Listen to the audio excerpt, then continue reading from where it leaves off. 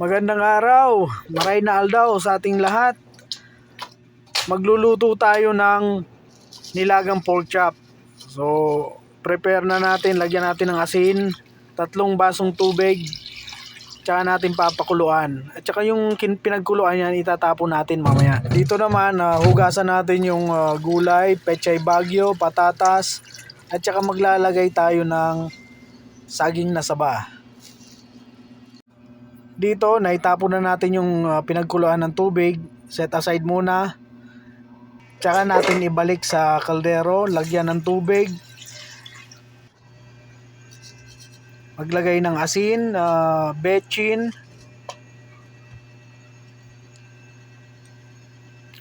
Maglagay din ng paminta. Damihan na natin yung paminta. At isasama na rin natin yung sibuyas at bawang. Takpan natin at pakuluan. Ayan, kumulo na siya. Unang kulo. Check natin kung malambot na. Yan, naglagay na tayo ng pork cubes.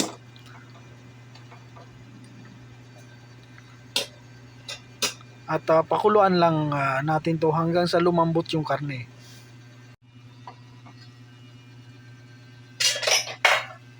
Dito, i-check natin kung malambot na yung karne. Pag nakita nating malambot na, pwede na nating ilagay yung gulay. Unahin natin yung patatas. Ilalagay natin yung patatas. At pagkalagay natin ng patatas, tatakpan muna, papakuluan muna natin para lumambot din yung patatas muna. Shoutout nga pala sa mga followers ko. Sa 13 followers ko, maraming salamat sa inyo. Hindi kayo bumibitaw. At sa mga makakapanood nito, baka naman.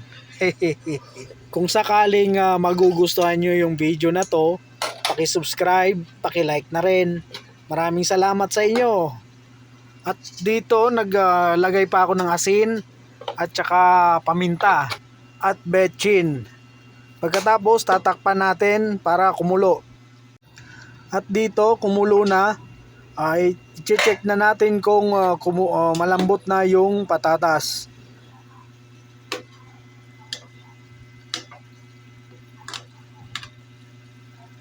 At kapag nakita natin malambot na yung patatas, isusunod na nating ilagay yung saging na saba.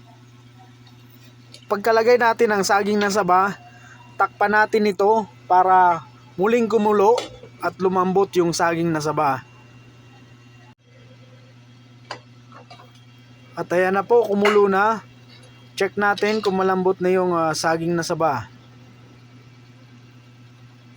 At muli nating tikman kung tama na ba talaga yung lasa, para kung sakaling kulang pa, mag-adjust ulit tayo, magdagdag ng panimpla. At kung sa tingin nyo tama na yung timpla, ay ilalagay na natin yung panghuli, ang pechay bagyo.